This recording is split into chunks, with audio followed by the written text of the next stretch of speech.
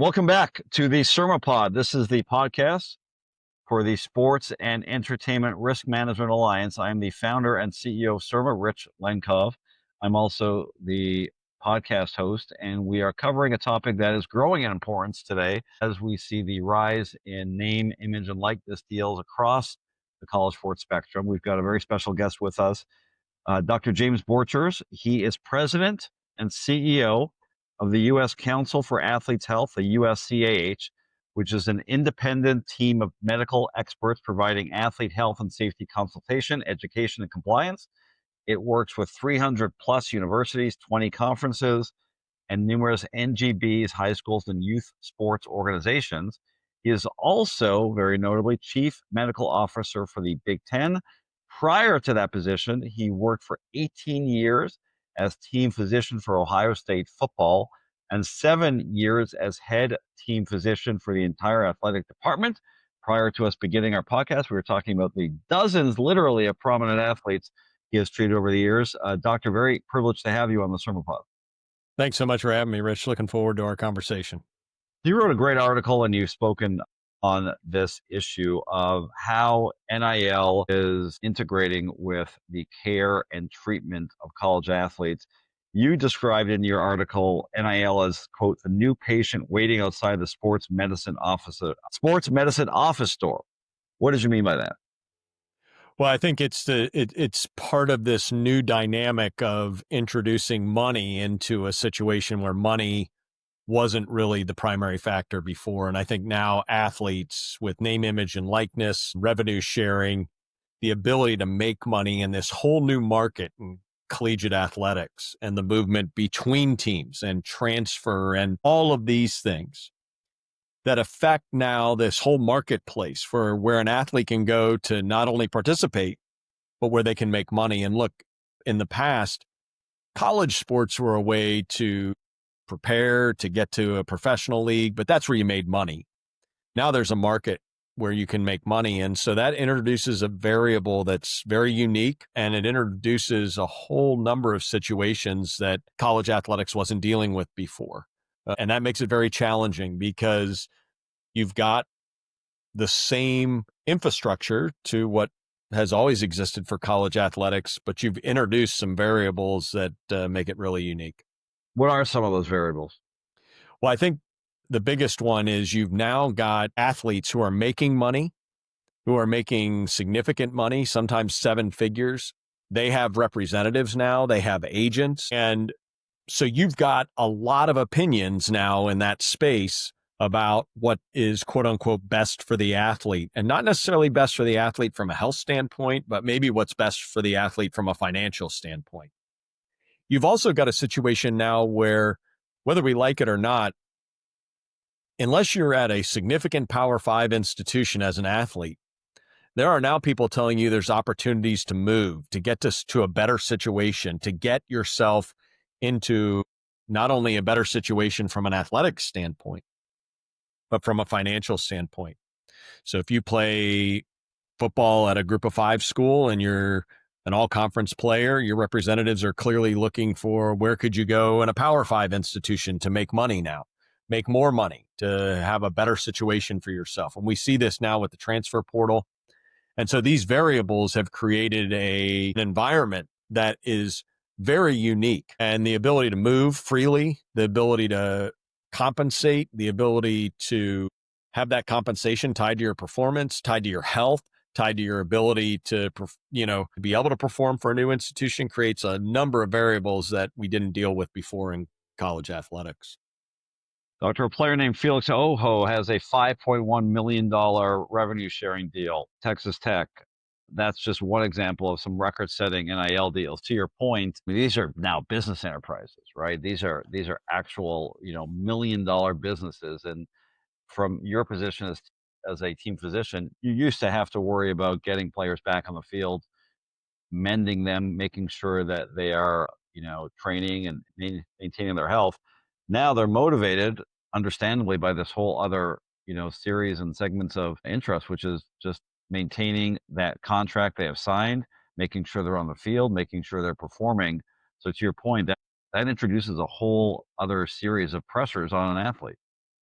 Well, and it also introduces, Rich, to your point, a number of other individuals now. So you've got agents and representatives trying to protect the interest of that business enterprise and that transaction and looking for opinions that, in their opinion, are best for that athlete or individual. And whether or not that's the case, you've also got institutions that are saying, hey, look, we aren't professional sports. We can't go find another player. We can't go, into a free agent market.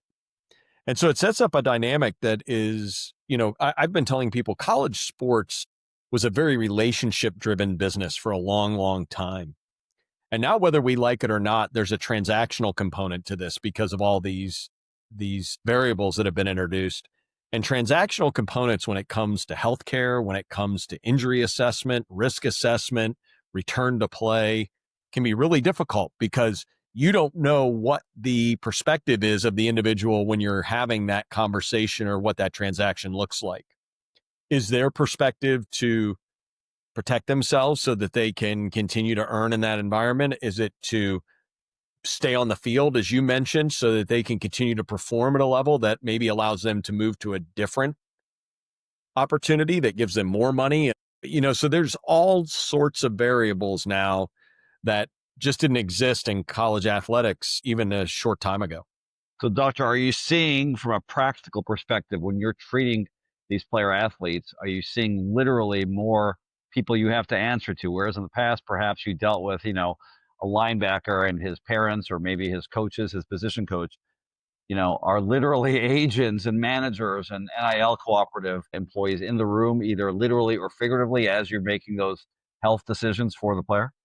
Yeah, absolutely. And they're also counseling players to go get other opinions and to, which is fine. I mean, an individual should be able to get as many opinions as they want, but the perspective of those individuals is potentially much different, and why they want that opinion in protecting, as you mentioned, potentially this financial opportunity in this new market that just honestly didn't exist before. But that sets up a very interesting dynamic when it comes to opinions and why those opinions are out there. And you can find lots of opinions, but we don't necessarily have a methodology in college athletics to deal with that appropriately. You all know that in professional sports, there's injury settlements, there's maximum medical benefit, there's all these employee issues that help with that. That doesn't exist in college athletics. Dr. Travis Hunter is a much celebrated incoming rookie. He was drafted second overall by the Jaguars, coming after a record-setting career at Colorado, where he played both ways. He played on both offense and defense. Was picked second overall. I think he signed a $46.6 million deal, which was the highest ever for a non-quarterback who wasn't drafted number one overall. Lots of expectations. I just saw yesterday, training camp started this week. I saw that he was taking reps on both sides of the ball. That's great. We're all excited to see a player, perhaps for the first time ever, really compete at an NFL level on both sides of the ball. However, there are some downsides to that. There are some real health risks that any layperson can understand when someone, an upcoming high school player, Pop Warner player, sees this incredible contract that he signed. Will that add pressure to play both sides of the ball, which obviously is going to increase the chance of and the risk of injury? It's remarkable that he played both sides at such a high level, didn't get hurt.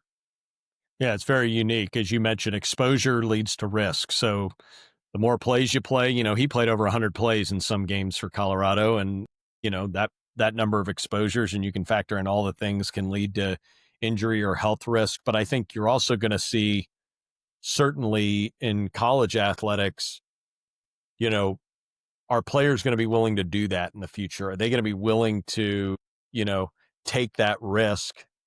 And I think coaches are looking at that. You're hearing coaches talk about, like, I want them to leave all this financial stuff at the door and come in here and be ready to do the things that we need to do to win.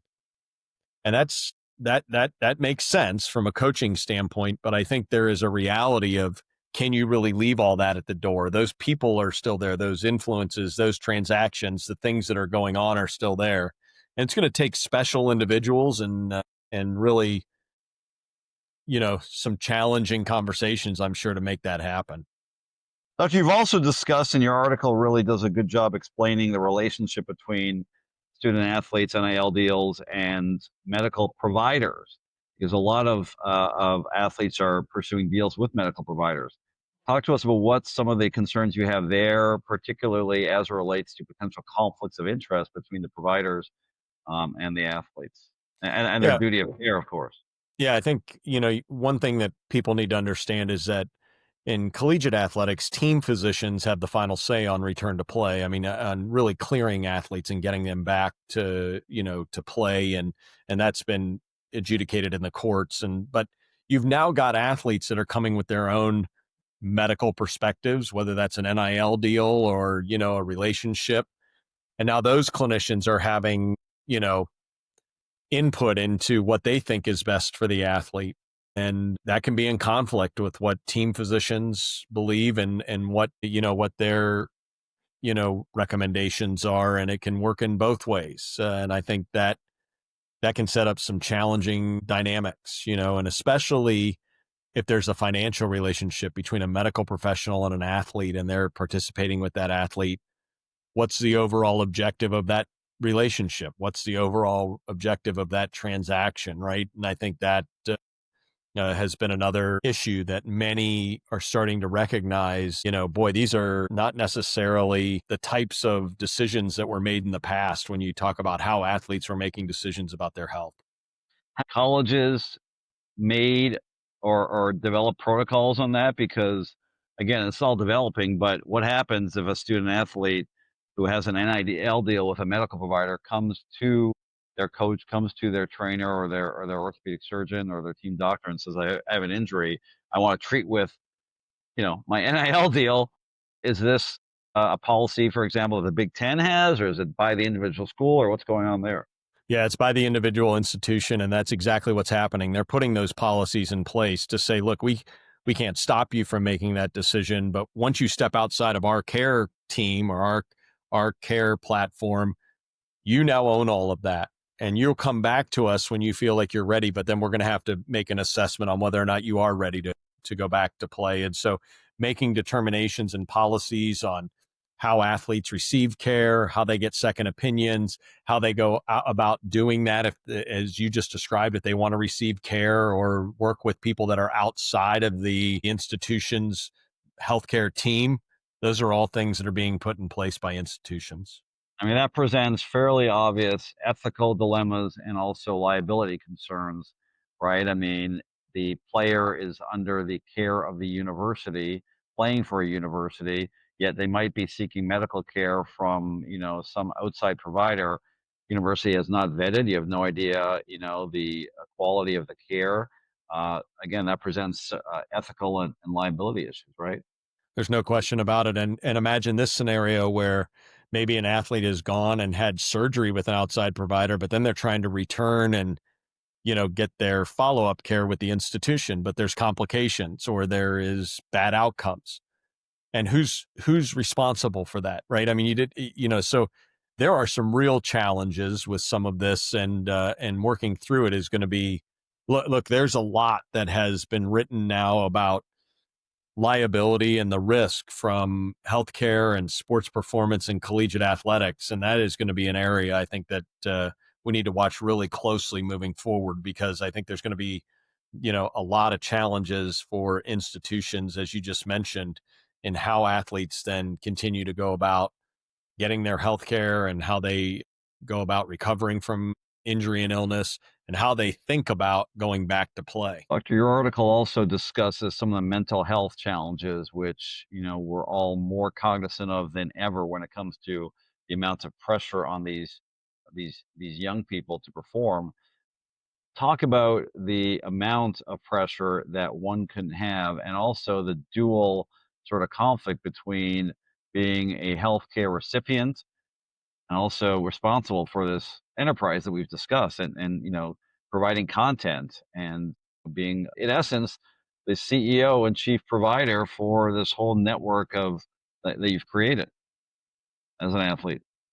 Yeah, I think that's the real challenge. You're talking about 18-year-olds, right? I mean, you're talking about people that don't have any experience and may not have necessarily best advice. And so now you've got not only the challenge of being an 18-year-old freshman that's coming to campus that's expected to perform and, be able to perform for your institution and be able to, do the things on the field or on the court, wherever it is that you were recruited for.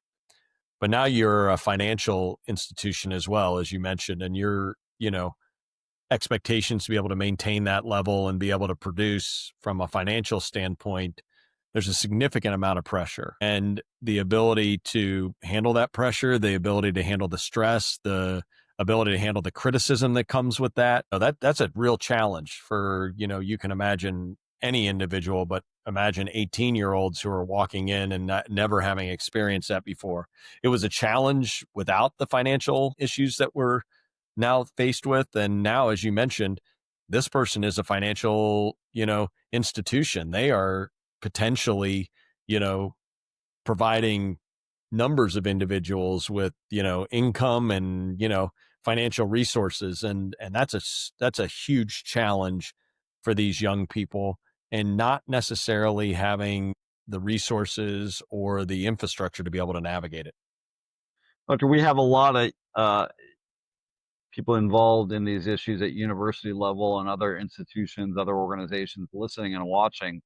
What safeguards should they put in place to protect patient privacy, sure consent, disclosures, those kind of things? Yeah, I think that's where I think a lot of institutions need to be focused is what are our policies around, for example, documentation? Where do we keep patient records?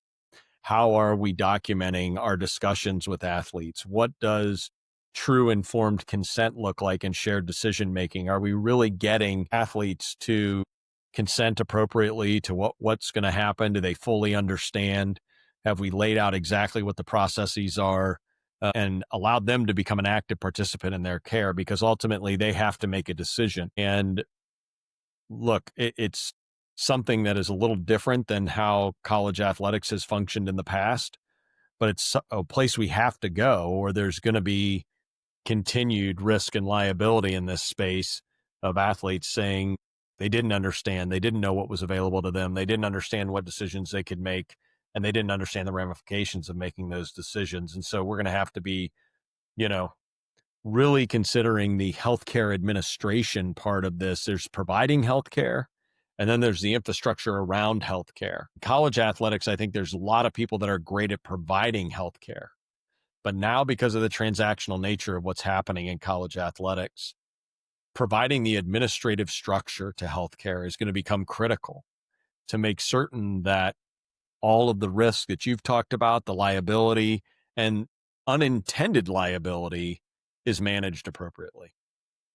Okay, you talked a little bit about the transfer portal. Just from a practical perspective, how difficult is it these days to, properly treat holistically a player when you might only have them literally for a few months, right? I mean, it's That's right. back when you started, you would have a lot of these players for 4 years or even more if they were redshirted.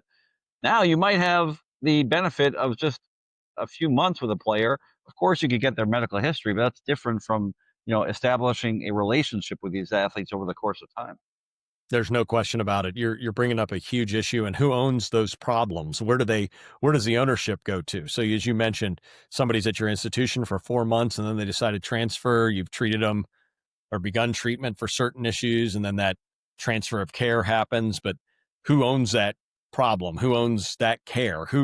And that's not something that we dealt with a lot, certainly not with the amount of movement that's going on now. You're seeing players and individuals that are participating at 3, 4, 5 institutions. That's a whole lot of movement, and trying to decide like who's ultimately responsible for that issue. Is it the people where they're at now? Is it the people that they started with? How do they actually get that care? There's not a system in place that clarifies that. And it's caused a lot of issues because it's a freely mobile system at the moment. There really are no, guardrails to how individuals can decide to move, and they can certainly move frequently and participate in a lot of different places. And, we I personally defend a lot of player injuries, as do many of the people watching and listening to this. And, one takeaway, the flip side to what you said is it's very difficult I think given the transfer portal and the amount of movement for a player that is alleging that a party is responsible for their injury, to pinpoint with any degree of certainty from a legal perspective where that player got that injury. Certainly, if they broke their leg during practice for one school, that's clear. But some of the other kind of injuries that might be degenerative or might develop over time, those are difficult for these litigants to prove given the amount of movement that goes on. Yeah, and the different treatments they may have received, right? I Right. mean, I think there's no consistent treatment. Oh, I started treatment here, then I moved here and I got this treatment, then I moved here and got this treatment. And where is that responsibility? And there's no system that is really set up to clearly communicate what's happened. It's really all up to the player. They have to provide the information, right? And then you mentioned patient privacy, and sometimes there's difficulty in getting records and getting some of that information. It's not like there's a single system where you can access those things. And that again just leads to situations we've heard of where people have transferred and they're then, after the transfer and after being cleared, you're finding out about a situation they didn't tell you about. And now all of a sudden you're like, well, wait a second. We wouldn't have done certain things, but we didn't have the right information to make the decisions. Yeah, I mean, as a litigator, I know how difficult it is for me to get records. It could take months and months, and we have we issue subpoenas and we have a whole process. Unless a school or an AD, an athletic department is doing that, you're relying basically on what the player is telling you and what they might bring with you, which I expect to be almost nothing. I can't imagine many players are actually bringing their medical files with them, or giving the athletic department access to it. So yeah, it's very difficult, I imagine, to track what's happened to them medically. Last question we'll have for you is, you mentioned guardrails. NIL still largely unregulated. What do you foresee, or what do you recommend? I guess both. What do you foresee the NCAA doing, and what do you recommend to deal with some of the issues we've discussed today?